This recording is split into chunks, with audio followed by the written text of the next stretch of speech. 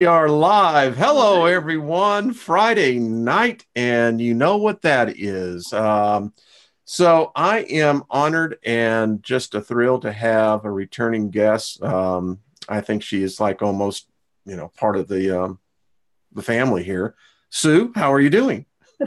I'm doing great. Thank you so much for having me on. I'm so excited about this topic. And thank you that I'm almost part of the family. I'm so Well, happy. you are part of the family. I mean, and it's you were one of the what I would call the foundation pillars. Thank you. We've been that long time. I just want to say hello to everyone in the chat room.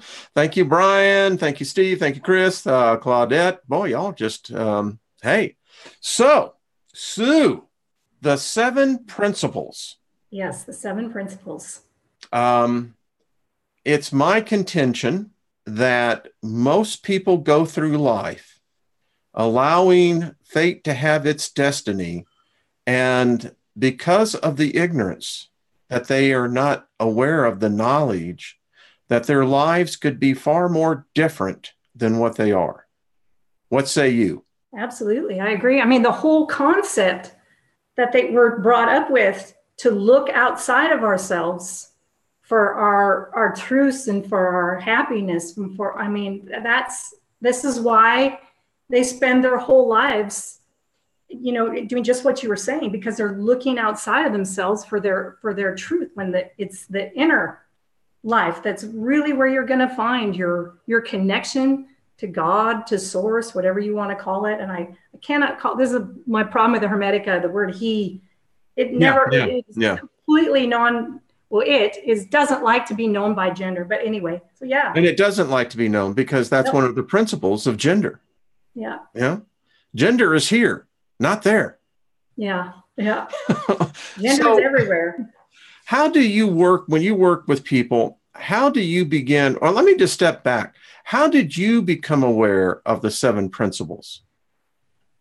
Well, actually, it was, I'm not 100% sure if it was through, I follow the Gematria Effect News, like the Zachary Hubbard for the Gematria, and it may have come through there. It was about a year and a half ago. I stumbled on or maybe a year ago, I don't remember, the seven Hermetic principles. I'm like, oh, what is this? And I started reading them and reading about Hermeticism. I'm like, oh my gosh, this is me. This is what I've come to believe, that this is the process.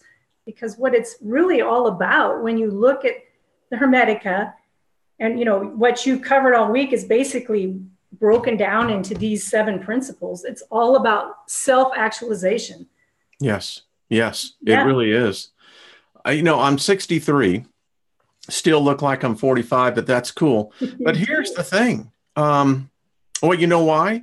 Because I've been applying these principles in my life for decades, never really knowing it. Right. I mean, that's what gets me. That's the beauty of it, isn't it? When you find them, that's why you're so wired about this. Because when you find it, it's just like me. It's just like, oh my God, this is it. And it ties, I tell people all the time, this was the God spell. But the thing about it is, particularly in the New Testament, and I'll just take it from my point of view, Sue, of how the background I came out of, is replete. The writings of Paul are replete with Hermes. Yes. I mean, the Christ message is Hermes. Yes, you're right. Exactly. The Christ message is Hermes. The golden rule, when when you put the seven Hermetic principles all together, basically it's the golden rule. It is. Do unto others. It really is. Yeah. And right before we came on, folks, we're talking, and the revelation that continues to flow from these readings is, wow, it's it's it's awesome.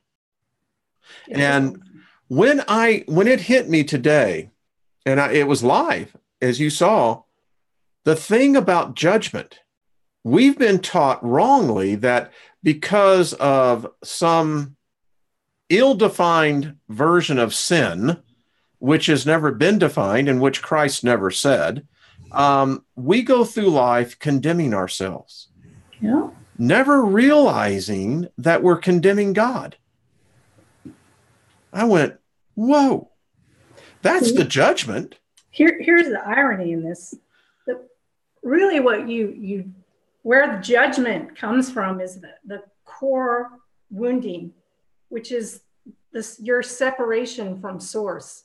Yes. So we come in, that is the quote unquote original sin. That's what we're talking about, is that we feel that we're separated from source and we're not good enough. So it's that constant, that's the core fundamental wound. And I believe, that it would be hard for it to go away when you're in the physical body. You're always going to be in that process of learning how to heal that core wound. Yeah.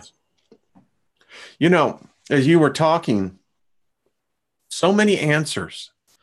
I was talking to my wife just before we came on, and I said, for the fact that we came from what was defined as the happy place, and I think that's a perfect description of it.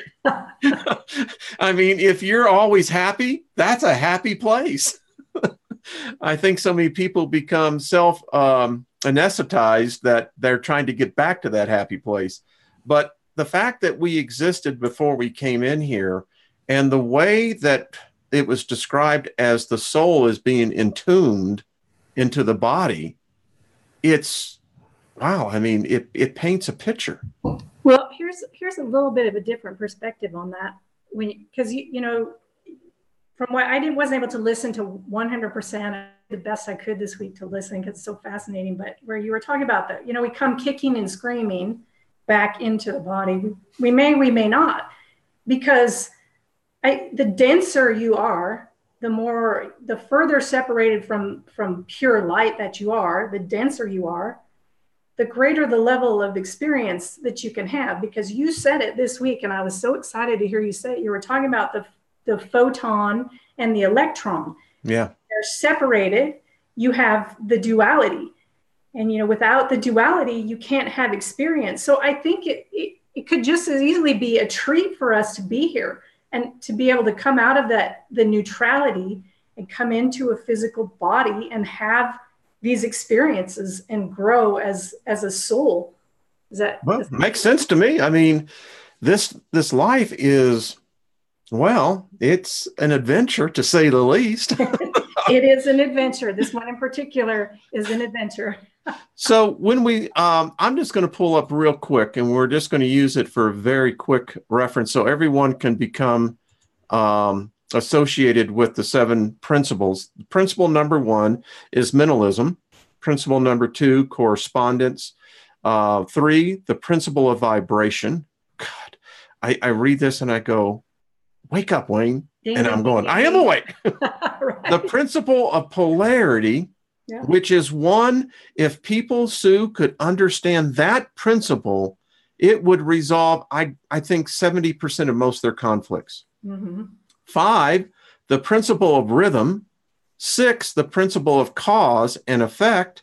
And finally, the 7th principle of gender. So there we go. I just wanted to point that out so that everyone knows where things start with. All right. So I'm going to let you start, because this is something that you are, which I would consider in the corporate world, you would be considered an SME, a subject matter expert. Well, I don't know about an expert, but well, sure you are. Here's the thing about it. It's like I'm always saying about you, or about this whole thing, like the Hermetics put for me the inner knowing. It's like, oh, I have this inner knowing. It's like, oh, I think this is how things work. Somehow you get to this, and then you're like, oh my gosh, however many thousands of years ago. No wonder I think like. And also, I want to point out really quick, I think that a lot of the principles of all the major wisdom traditions of the religions, but especially Buddhism, there's a lot of Buddhism in the 7 principles. But anyway, I do want to point out some fun stuff before we start, just because me and the numbers. Yes. And the gematria. So to me, first of all, the 7 Hermetic principles are basically the foundation for like, you can get rid of that book, The Secret, manifestation. These are the principles of alchemy and magic, because to me, manifestation and magic are exactly the same thing, right? Yeah. What is manifesting, but but creating, it's magic. So this is the foundation for magic. And, there's the Hermetic seal, right? Yes. That's about alchemy, that you seal up the container to whatever you're doing with your alchemy. So the Hermetic seal is interesting. And the number 7 is also really, really interesting here, because the 7 in numerology is about inner awareness, introspection. It's about the truth seeker. And, in the biblical tradition, I think 7 is the spiritual perfection. Yeah, perfection. Number. Yes. So you think about all the numbers of 7 days of the week. You've got the 7 deadly sins. You've got, in the time of Hermes, there were 7 planets in the solar system, 7 chakras, 7 seals in the book of Revelation, right? And think of all the books, like the 7 habits of highly effective people. I never read that book. I did. The 7 spiritual laws. There's 7, right? 7. You see a lot of this. Yeah. And so I'd started doing a little bit of gematria before today, but gematria can take me so long. But I found some really fun things, because, like I said, I believe that the Hermetic principles are about self-actualization. It's about clearing out. You've got to blend the shadow, the dark, the anger. You had those 12 things that you've got to learn how to blend those with the light.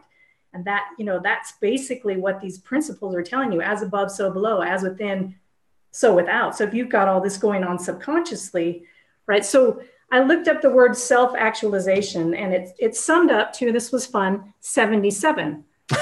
Right? Imagine that. You love that. And so, it's 7 times 7 being the introspection, inner wisdom number, times 11, which is the spiritual mastery number, is 77. So I thought that was really, really pretty interesting. And then I looked up the word personal power, because basically what this is doing is it's all about empowerment of the self, not to go out there and be a bully, but just to be who you are. That is what personal power is, right? So I looked up personal power, and it summed to 177, which was really awesome. Of course, 1 times 77, but 177 is the 12th Fibonacci number, which the Fibonacci numbers relate to the as above, so below concept. As below, so above, right? And the golden ratio, the Fibonacci and the golden ratio are closely tied. When you divide any 2 Fibonacci numbers in sequence, they will sum up to close to the golden ratio. And of course, golden ratio also summed to 177. So I thought that was just really, when I could do these with the numbers and see all this stuff come up, it's, to me, you're onto something, because there are laws of creation. Yes. And the golden ratio is one of the, somehow, and I'm not an expert by any means on the golden ratio and the math and all that stuff, but I know, my inner knowing, that, these are the laws of creation. Just, to me, like the 7 Hermetic principles, these are outlining, in a way, the laws of creation. And I also thought it was fun. Lucky number 7, when you spell it all out, it summed to 770. So I thought that was cool. That's my numbers for the night. I love that. The synchronicity, the synergy is uncanny. Yeah, well, that's what I'm saying. When you hit those numbers, and they you see the patterns, you're onto something. You're onto something. You may not exactly know what you're onto, but you're onto something. So go ahead. No, go ahead. Well, I was just saying that, as I look back, 2018 has been a most interesting year. I think that there has been more awareness of knowledge being birthed forth. Not that this knowledge did not exist. It did. But it just seems like there are more of us who are becoming aware of it. Yeah, for sure. Yeah. Yeah. It's life-changing. It is life-changing. And I think it has to do with the fact that we're in a universal 11 year, personally. That's the spiritual mastery number. So this is a spiritual 11 year? It's an 11 year, universal 11 year, 2018 sums up to 11, the 2 and the 8, the 1, 11. Okay. Squirrel. Yeah. So it's an 11 year. So you don't reduce it down. Yeah. So it's a spiritual mastery number. So yes. So you hit your, like for me, my birthday's 5 and 4. So it's a 9. And anything you add, 9 is everything and nothing. You add 9 to something and it reduces right back down to itself. So I'm in a personal 11 year, which I love that. And mine, I was just thinking about it, 619, same thing. It comes to 9. 619 comes to 25, 7. 7. 7. So a 7. 7. You were 7 and 11. So that's interesting. So you're and we sell a good coffee. I think you would be in a 9 year, which is awesome. That explains a lot to me too. For 9 years, completions and new beginnings. And Trisha G pointed that out. Yeah. Yeah. And isn't it odd? I mean, I'm sitting here, and so we're about to go into the fall season tomorrow, fall equinox, and you step back and you go, okay, what's going on here? According to Rex, apparently we're about to be attacked by the Anunnaki. So I heard a rumor that Rex put something out about it. Well, I don't know about that, but I do know this. My take is this, is that I can't control what's in the heavens. But what I can do is control where my destiny lies and fulfilling that destiny.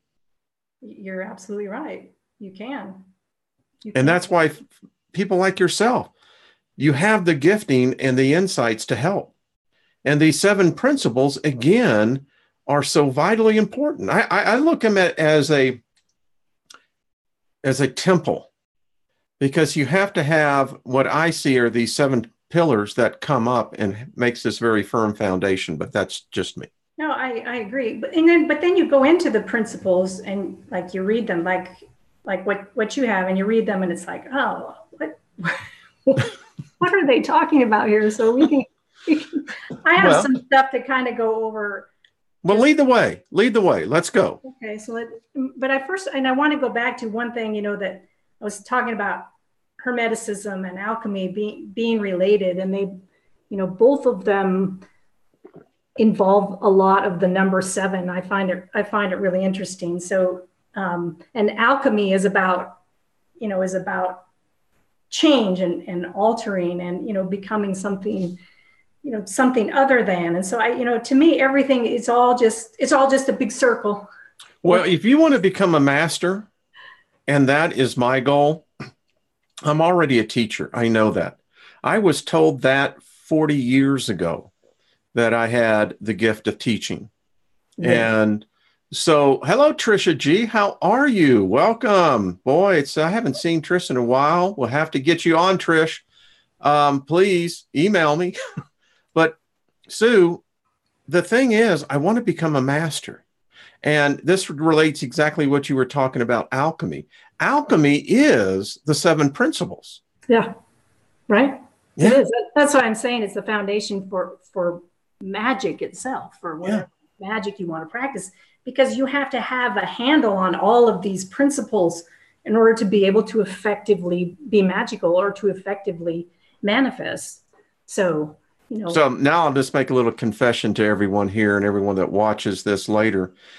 It's actually everything that I've been producing has been leading to that, is to begin to graduate a new group of initiates that are students of the Hermetic principles, magic, alchemy. That's awesome. Yeah. Okay. Wayne's School of Hermeticism, I think. There we go.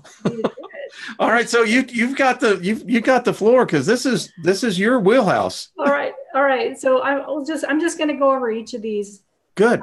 Just really quick, just to me, to simplify it, because I like things a little more simple, so I can make them more practical and grounded. Because when you read the old writing, it doesn't that come across as that practical. But mentalism, I don't think I need to go into a lot on mentalism, right? Everything is in the mind.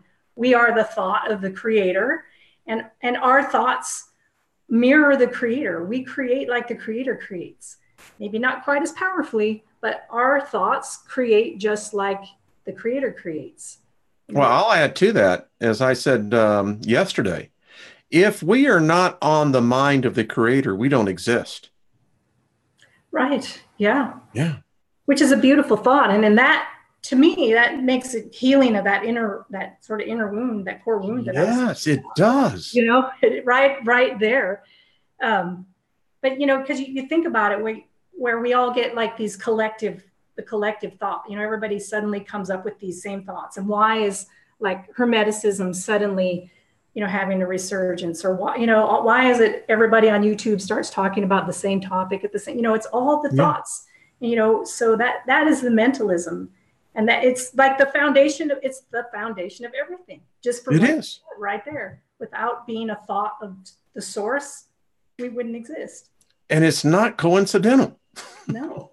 I think that as one of the principles teaches, the fact that you leave something to random chance means that is just undisciplined chaos. Right. Absolutely. I never thought of that. And that's because, to me, because of the second principle of correspondence, which is the as above, so below, as within, so without. But the as within is the tricky part, because you're talking about the conscious thought and the subconscious thought. And you're talking about the emotional body, which to me, most of the emotional body is generated out of the heart, which I've talked about before. I think I may have been with you. And the heart, pumps out more electromagnetic energy than the brain. So the heart is a much better creator when you get into the law of vibration down there a little further, right? So if you're in alignment, in your subconscious and your conscious are in alignment, that's powerful creating. But if you're undisciplined, like you were just saying, and you're just letting things go and you're not paying attention to what your inner process is and what your subconscious is doing, that is creating equally or greater than your conscience. So you can be... Sue, I'm being hit with this. So as within, as without, right? So if we're at a balance with the inner, and that begins to reflect more of what's happening on the outside instead the other way around, that could put people into a damn tailspin. Bingo. Hence the world we live in. Yeah. Hell, that's the dog chasing his tail. It is. And that's why, we were talking before the show, like, this is when I work, I don't like to talk about, I don't like to say I do readings per se, because it isn't really what I do when I work with people. It's more about bringing into awareness the subconscious aspects of these. It's pretty simple to me. The core woundings are pretty basic.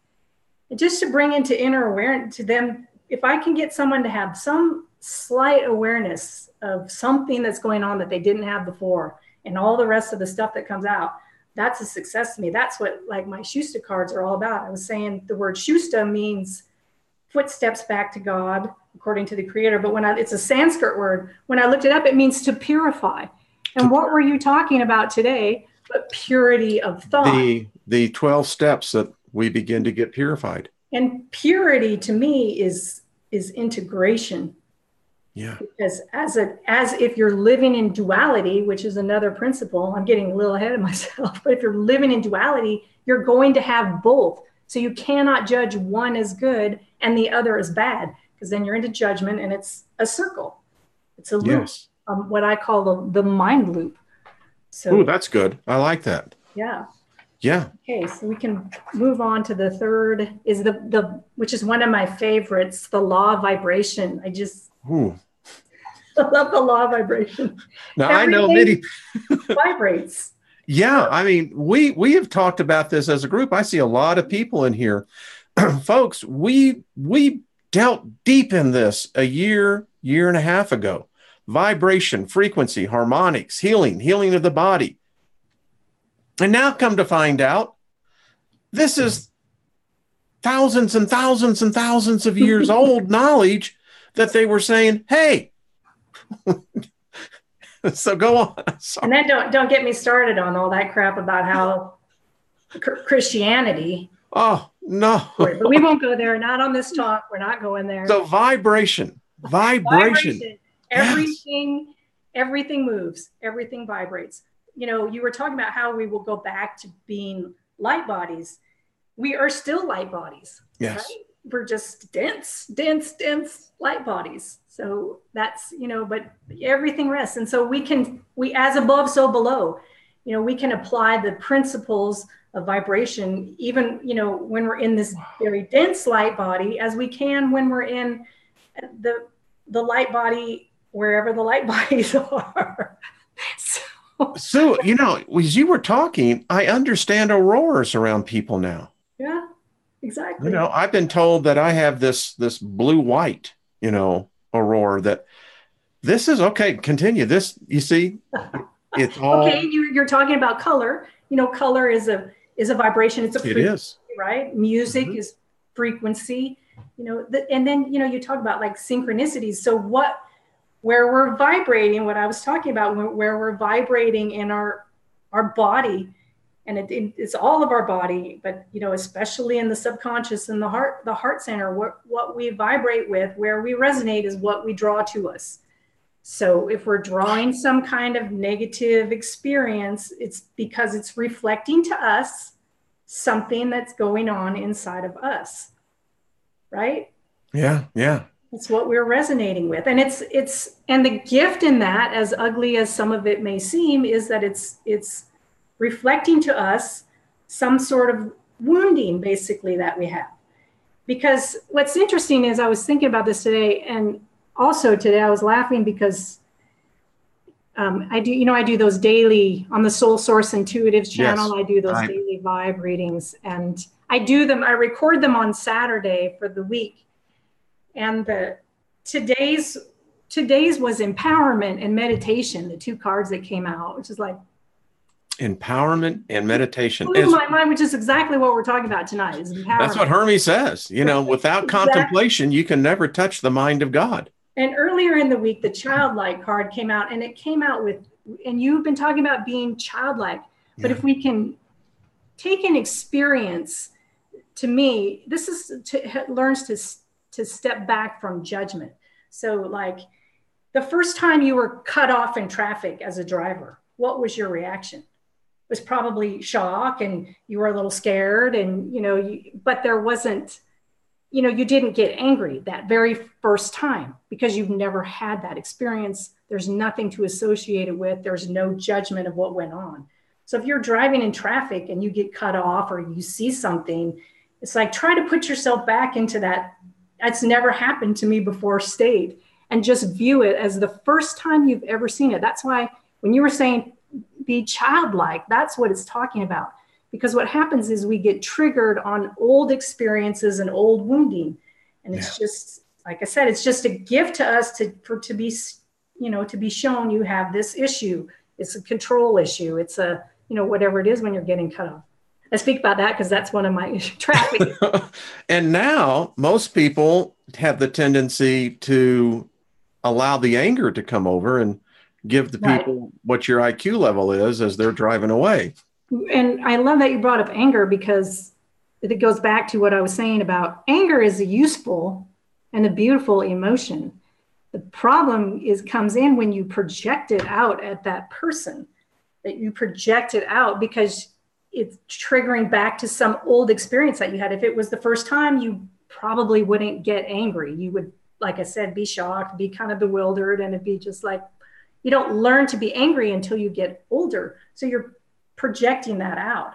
So, you know, what you can do with anger is use it to somehow, you know, change yourself or see, oh my gosh, this makes me angry. And anger is a powerful, motivating force for change. That's what anger is. But it's about interchange, or it's about changing, how to really put this, you know, where you see a need for change. To me, that gets into judgment. It gets a little convoluted, but you see what I'm saying? Anger is a powerful, and all the emotions have their uses.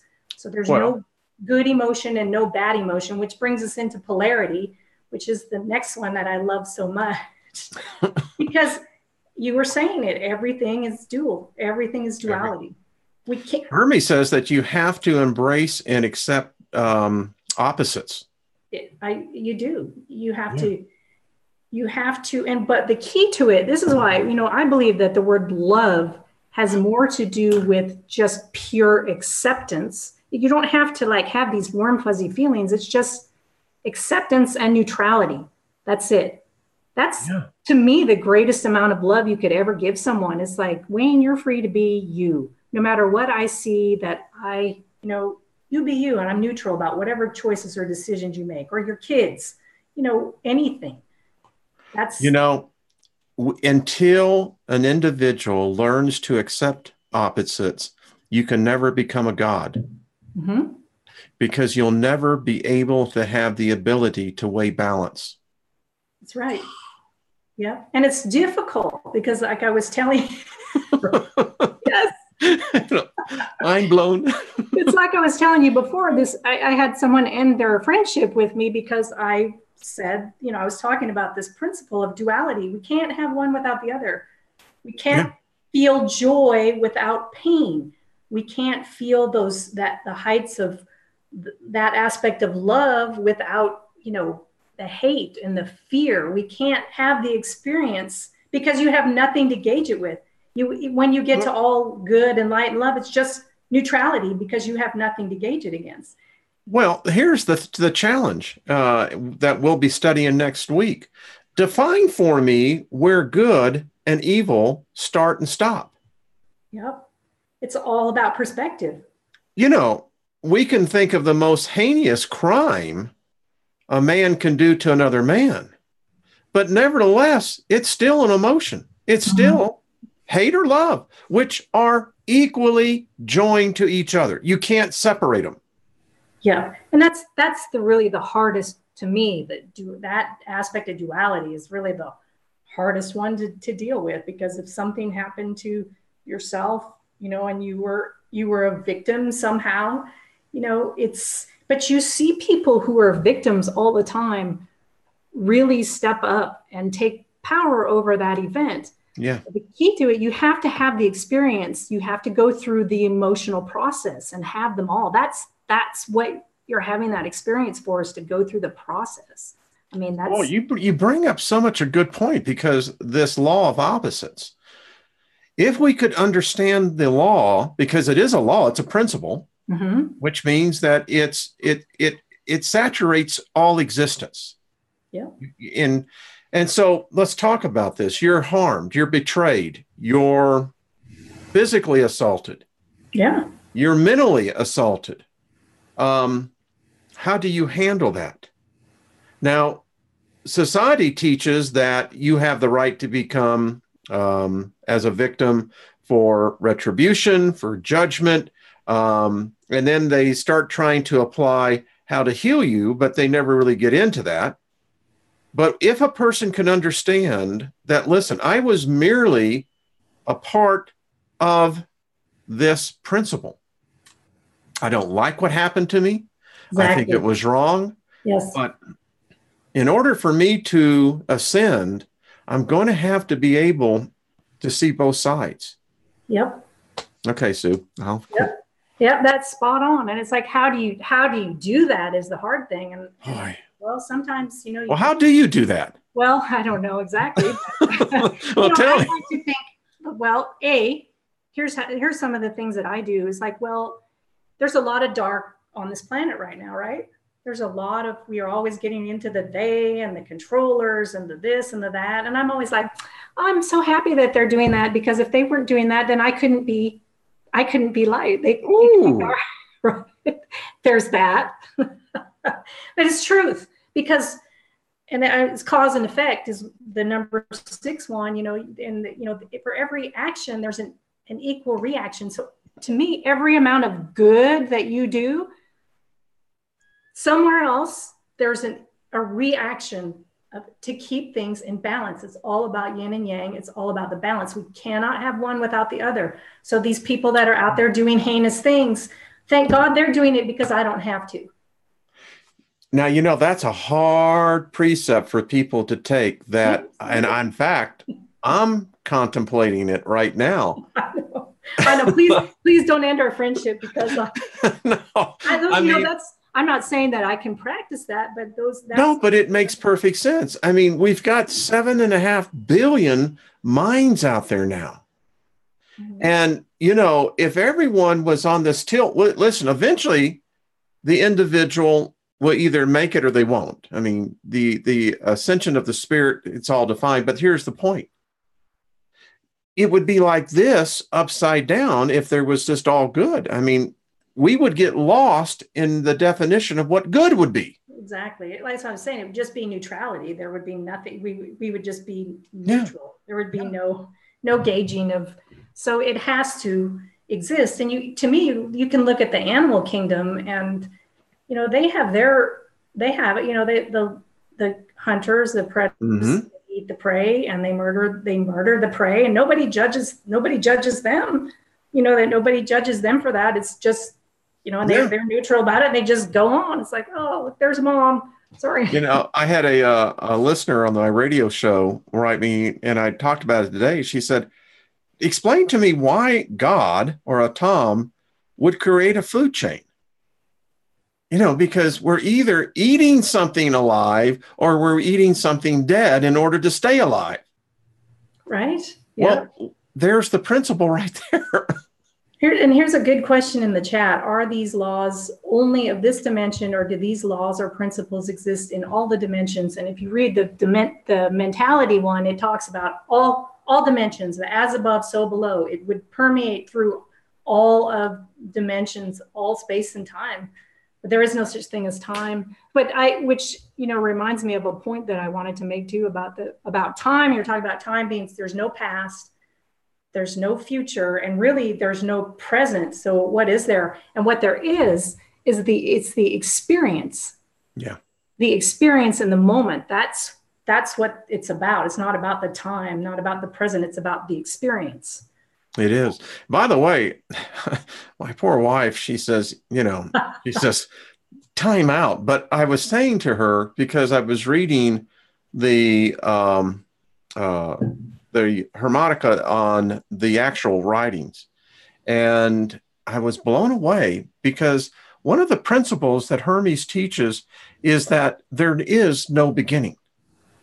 In order for there to be a beginning means that we've been living a lie and that God does not exist. And the deception starts right off with the Christian Bible. It says, in the beginning. That's a lie. There is no beginning. Right. That's true. Anyway, I just wanted to throw that in there about time. Time is merely something that we participate in. I wrote to Jeff Doherty this week. I said, we actually flow through time. Yep. Yeah. So anyway, yeah. Yeah, I love that too. The flowing through time, and I'm not very good at it, but I love the concept. Well, but we're all putting to this. I mean, it adds to our memories. One of the things in the Tibetan Book of the Dead is that Buddha teaches that we have to understand what time is. Mm-hmm. Yeah. Yeah, I love Buddhism, and speaking of Buddhism, when we talk about this principle of the duality thing, and then we'll move on. When you think about past lives, what have you done in past lives? What, if we were in a body before, have we spent a lifetime where we were the darker, you know what I'm saying? So, there's that concept too. I mean, who knows what sort of quote unquote karma you have going on in this lifetime. Well, let's extend this. As you were talking, it just hit me. You know why there can't be a devil, a Lucifer, a Satan, or a God? Because here's where the religious theology and ideology come. They try to separate the personification into two when it's one. Yeah. The God that is God is both the loving God and the murderous God. Mm-hmm. Exactly. Yeah. And it doesn't judge. It doesn't care one way or the other whether we end up on this end of the spectrum or that end of the spectrum, because it knows it's always going to come back into balance. It's just and people get lost in that. They say, well, how can you say that there is no devil? I mean, evil exists. Yeah, it does. So does good. but it's not the personification of a deity. Yeah. It's mental, folks. It's judgment. That's what the devil is. It is judgment, judgment. Judging itself. Yes, that is. I mean, I was reading in the Gospel of Mary, and part of her writings is that the Christ came to show us a path of how to get about where we once were, back to where we were. And you become very convinced that God is insane in one way. Well, now we know why. Well, how do we know why? And, these are deep thoughts, folks. Listen, I get it. This is deep, deep thinking here. And, student beware. It's the sign that. Also, just throwing thoughts out there. It's not, it's not. It's well, just that's what we used to do. In context of the material and now just basically life experience. It's like, this could be, but I don't know. I don't know anything. Ultimately, does anybody really know anything that teaches anywhere? No, it's all just. Well, that's what Solomon wrote at the end of his life. He said, all is in vain. That's what he said. It's all in vain. Let's just quit the show now. Just give it up. But here's the point. If we look back in the cities back in pre-first century, because they were much more enlightened back then, they had public forums, amphitheaters, where people would meet each day and they would discuss these things. They would talk about them. They would debate these things. And this is how knowledge and civility emerges in a society. Mm-hmm.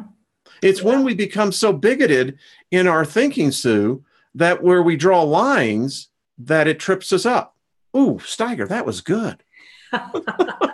You should write that down. I should write that down. All right, let's continue. This is good. This is good. And this, to me, we just flow right into the next one, which is, what I was saying before is about, it's about rhythm. Everything flows. It's like I was saying, it doesn't care. Source doesn't care because he knows I'm just going to call him he. I'm sorry. It's too much programming.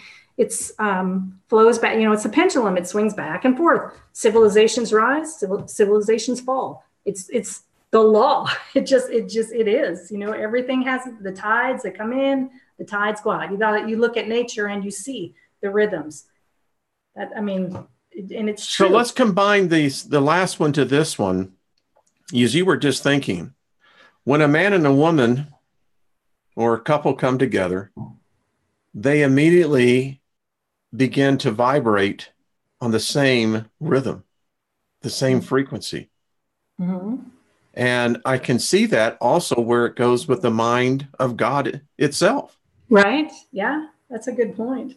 If I'm vibrating at that rhythm and that frequency, guess what? I'm going to be in unionship. Mm-hmm. Wow. You really are.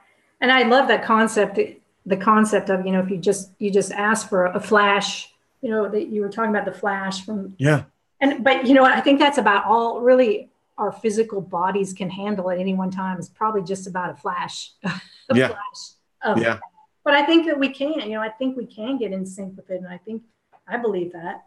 I do believe we can. And like you said, all you have to do is ask and, close your eyes for a minute. And Sue, I just thought of something.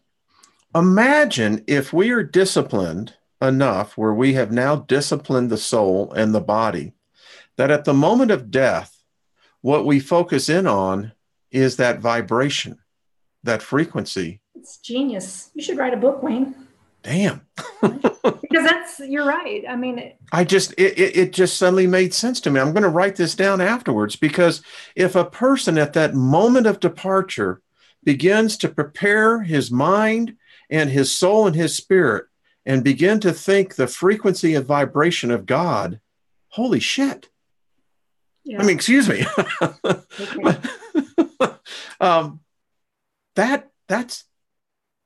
That's profound, Sue. Thank you.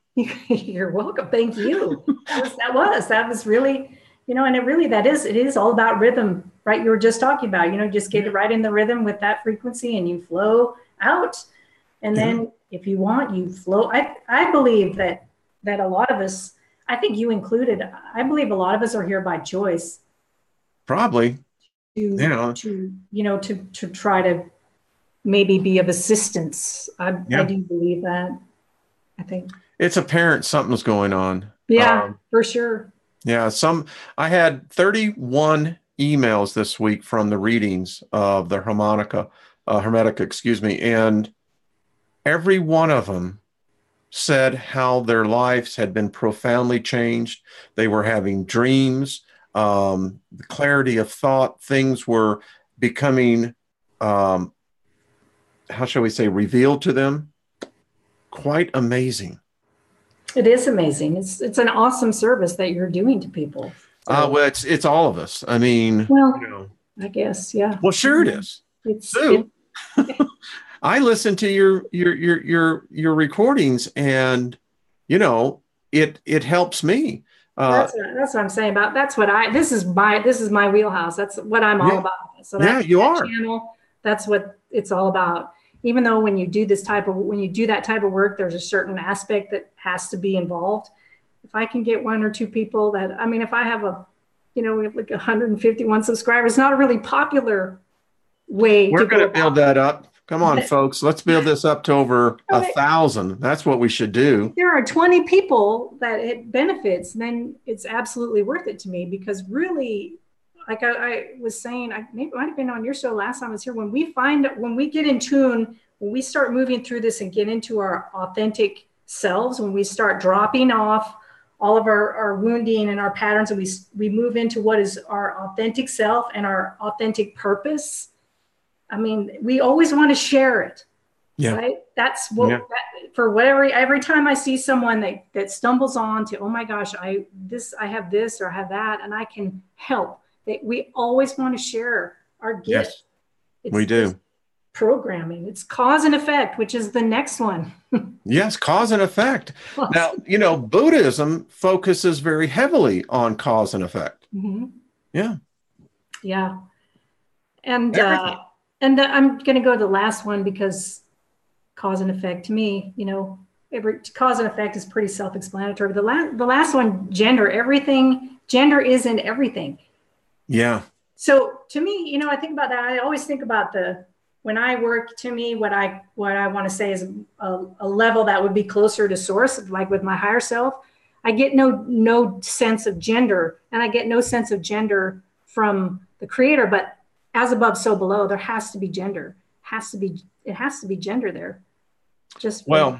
As I read this week, when we get into these bodies, the keeper of the souls that puts us into these bodies knows which gender we're going to be best suited for, because we were of no gender and will be of no gender when we return. Right. The body itself won't be of gender, or it will be both genders probably in much more balance, probably, since we have more of the polarity here.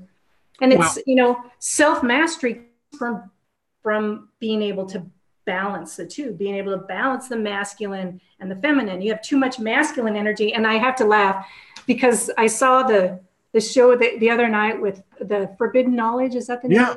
Yeah. Chris, you and Jay Campbell and Jeff and Charlie. Yeah. And I don't know what the guy's name is, but I was just getting a big chuckle, because it's like all this testosterone coming off of saturating the airways. And the two that had the most feminine energy were the two that had the least amount of hair, which is you and Charlie. And I find that ironic, because usually hair is, attributed to higher testosterone when you have less hair, right? Yeah. But anyway, I thought that was funny, because I just tell people I have wavy hair. It was just waving goodbye. But too much masculine energy without a balance of feminine leads to growth of power, to extreme reckless abandon, where we lose perspective of what is most important. I mean, look at the world today, right? It's too heavy on the masculine. But if you're too heavy on the feminine without a balance of masculine, leads to a life grounded so deeply in the present that our lives become determined by the cycles and external circumstance. So, you're not, just like kind of what you were saying, you're just letting everything happen. And that makes sense to me. Women or the feminine is just being, is just existence. That's feminine. The masculine is the doing energy.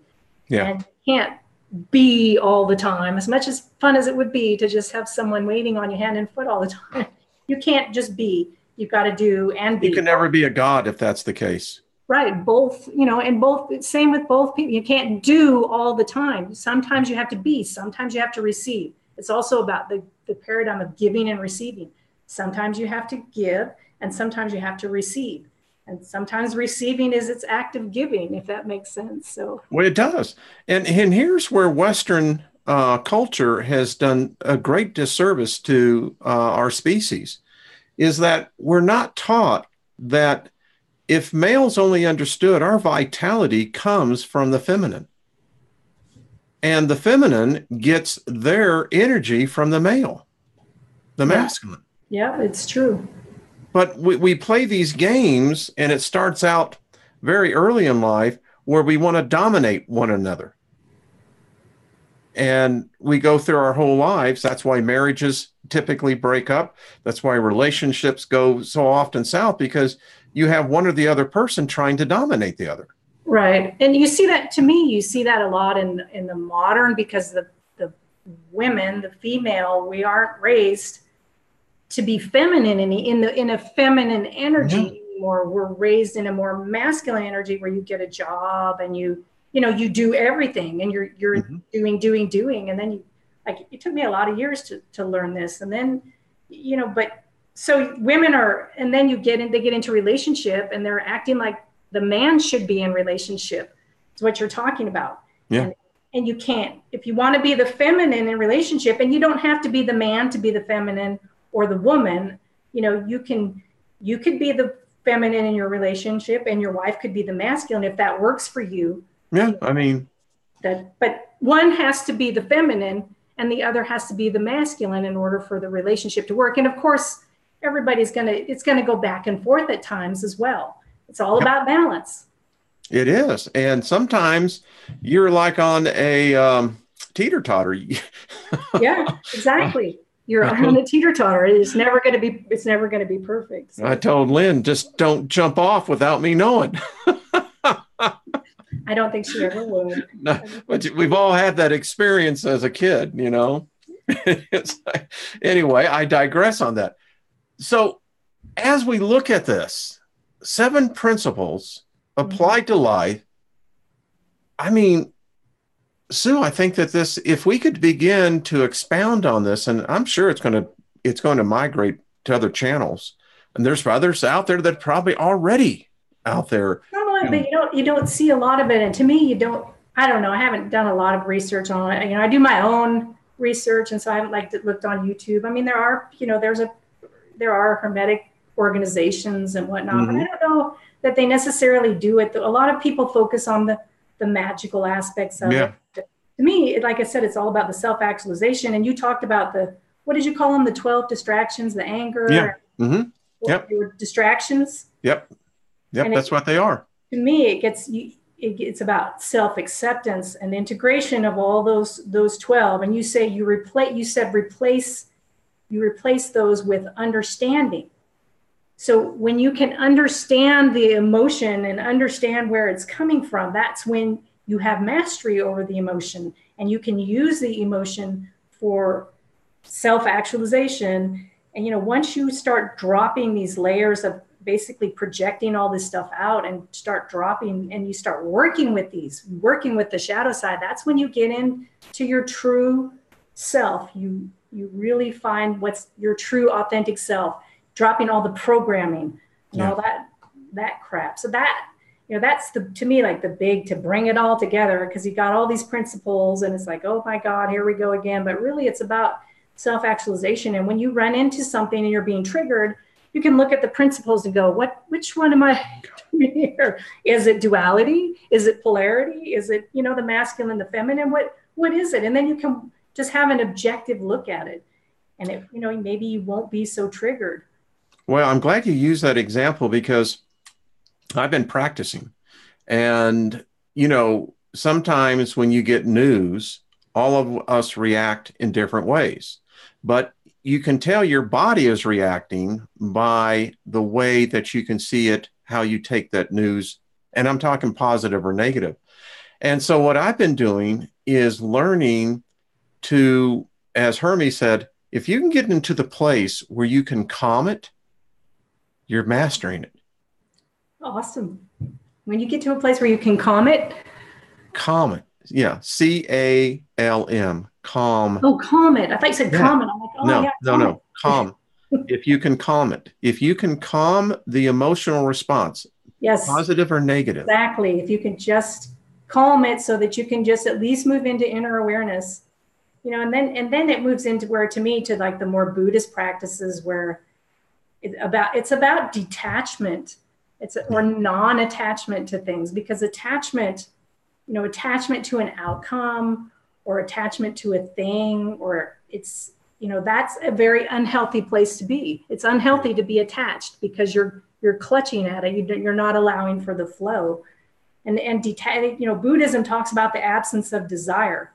So it's not that you don't have like a thought that, okay, I'm trying to accomplish this, but it's that inner sort of desire is where we get into trouble. And I was talking to Claudette this week. She's so awesome. Yes, yes. And she had some great, and I hope she doesn't mind. If you're still in here, Claudette, I hope it's okay.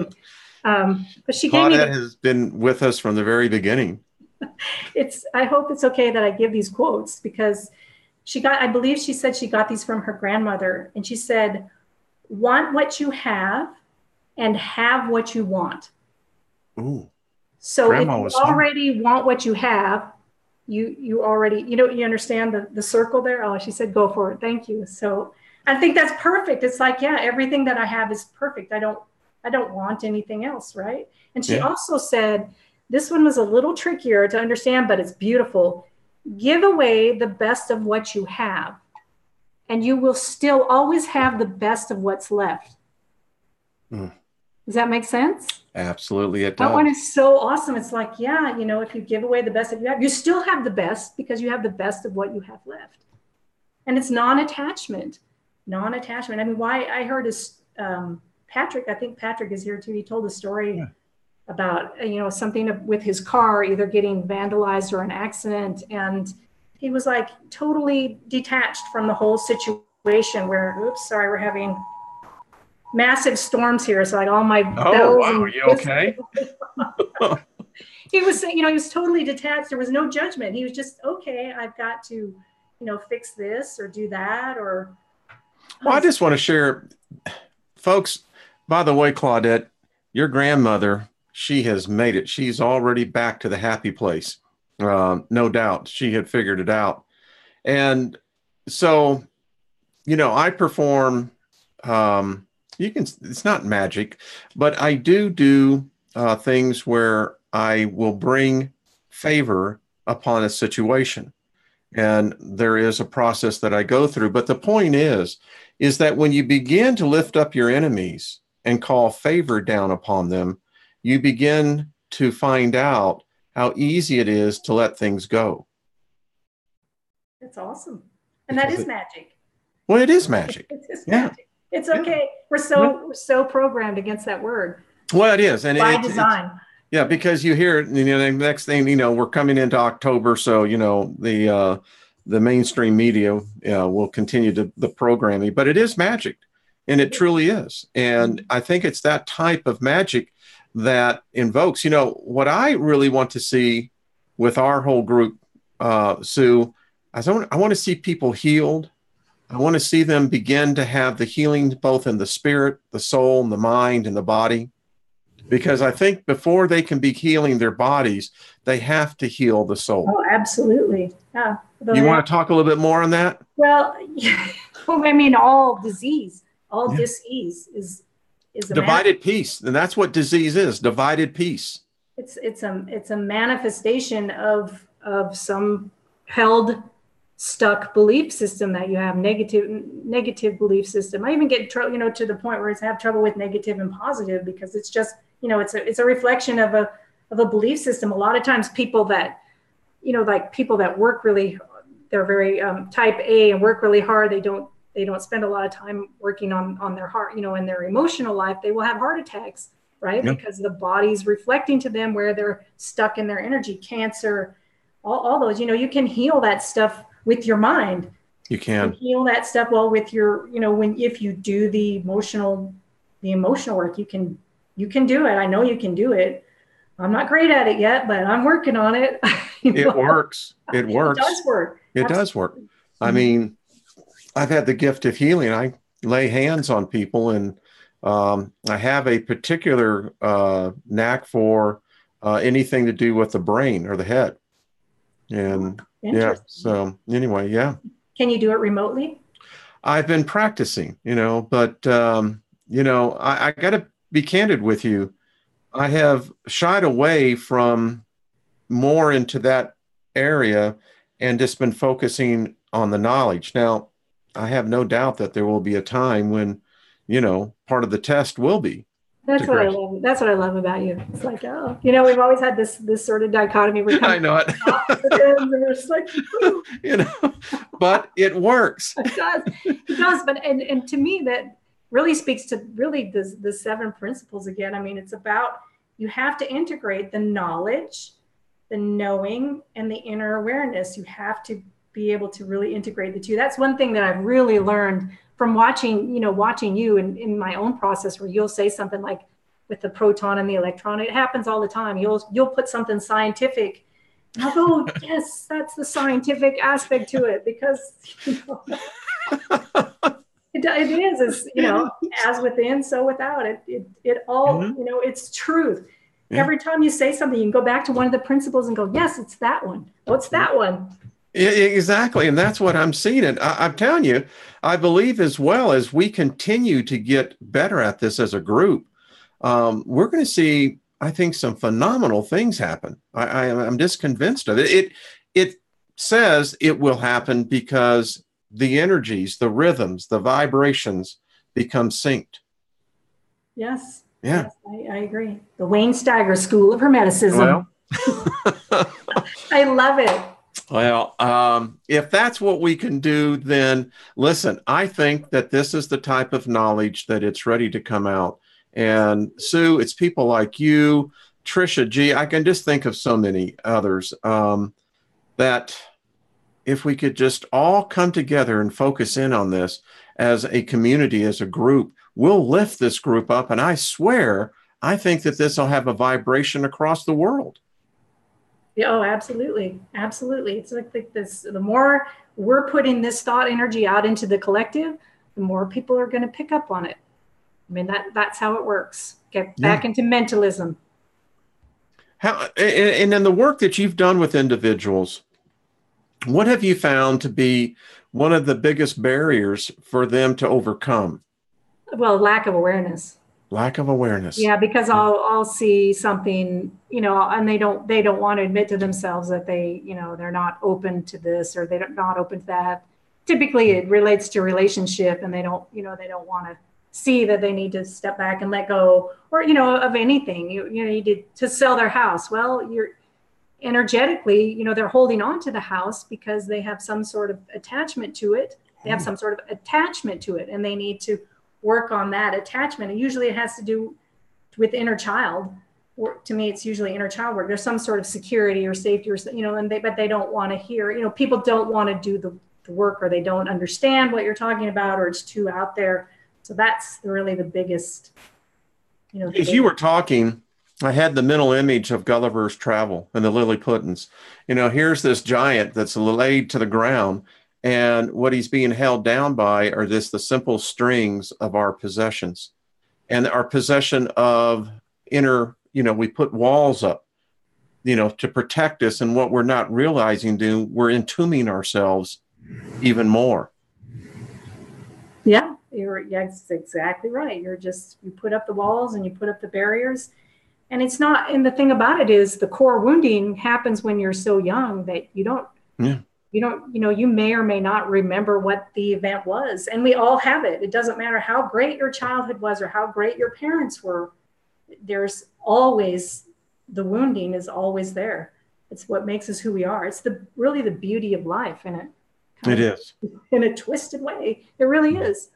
It is. It is. And I can remember when I used to be a road warrior in sales, that I would listen to Brian Tracy, Zig Ziglar, and Earl Nightingale. And I remember particularly one time with Brian Tracy, he was talking about the one thing that hinders most adults is that they've never let the inner child grow up. That's right. Absolutely. And so many constrictions that we have is because we haven't let that child go. That's right.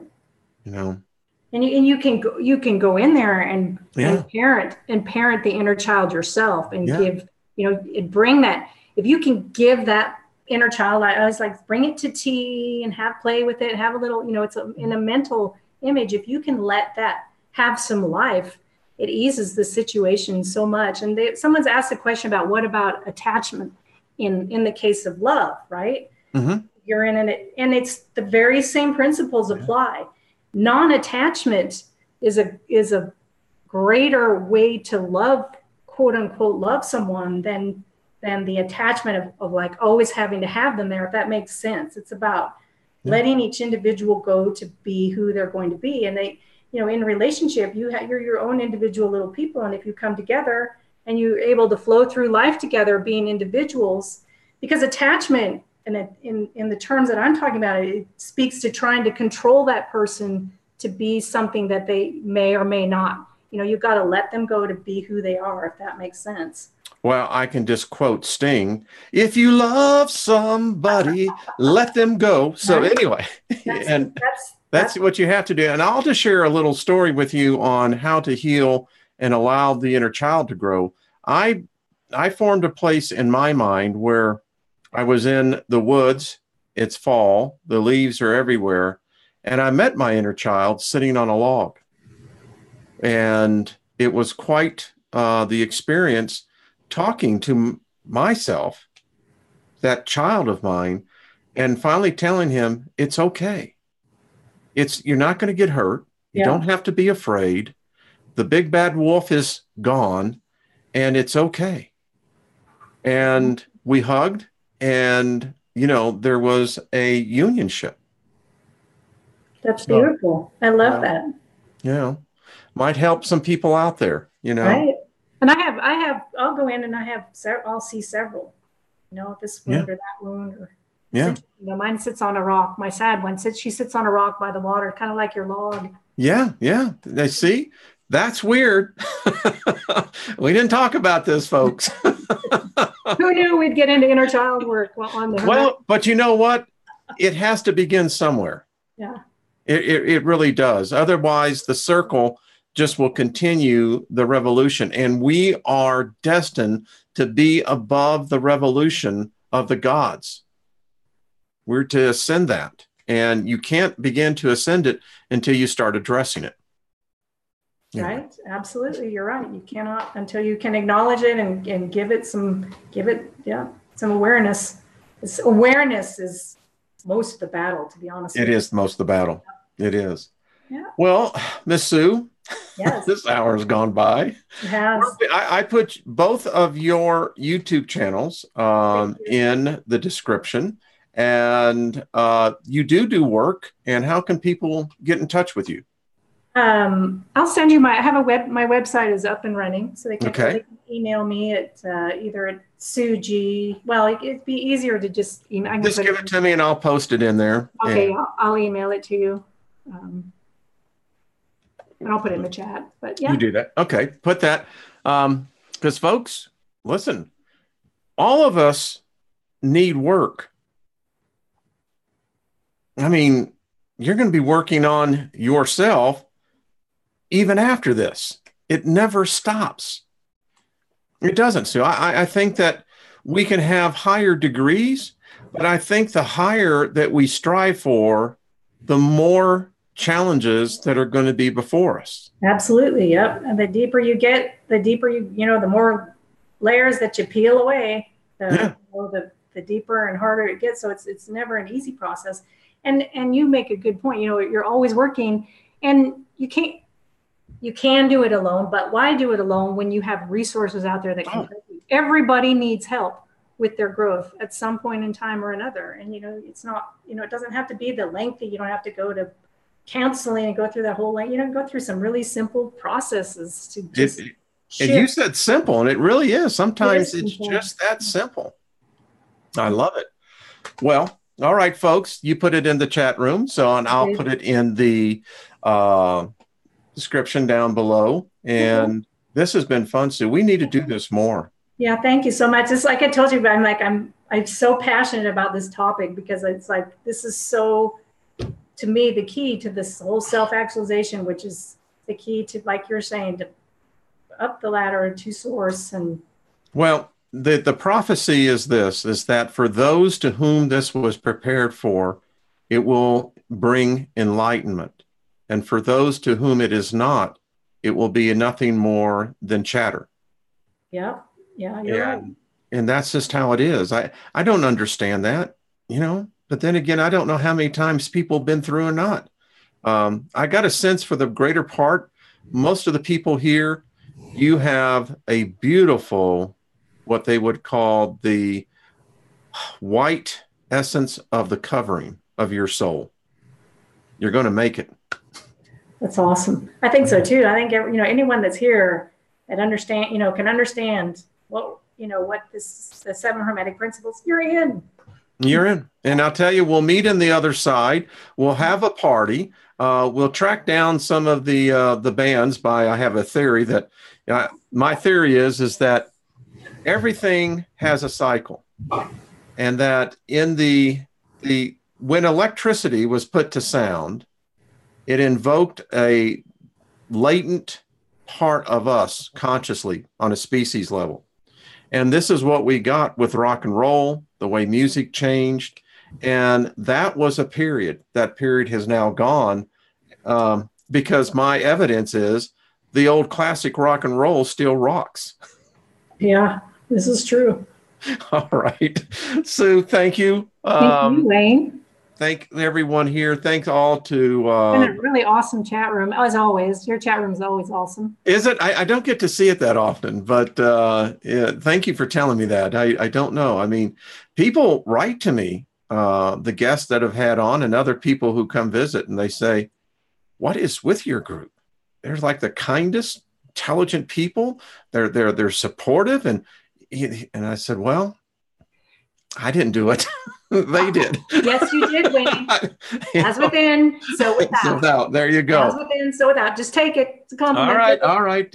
Sometimes, I love giving, but I have the hardest time receiving. I know. Yeah. Anyway, it shows, doesn't it? You see, I got work to do. You do. We all have work to do. All right. Well, everyone, thank you all. So much love to y'all. Light. We're going to do fine. I'll tell you what, Sue. And will you come back on?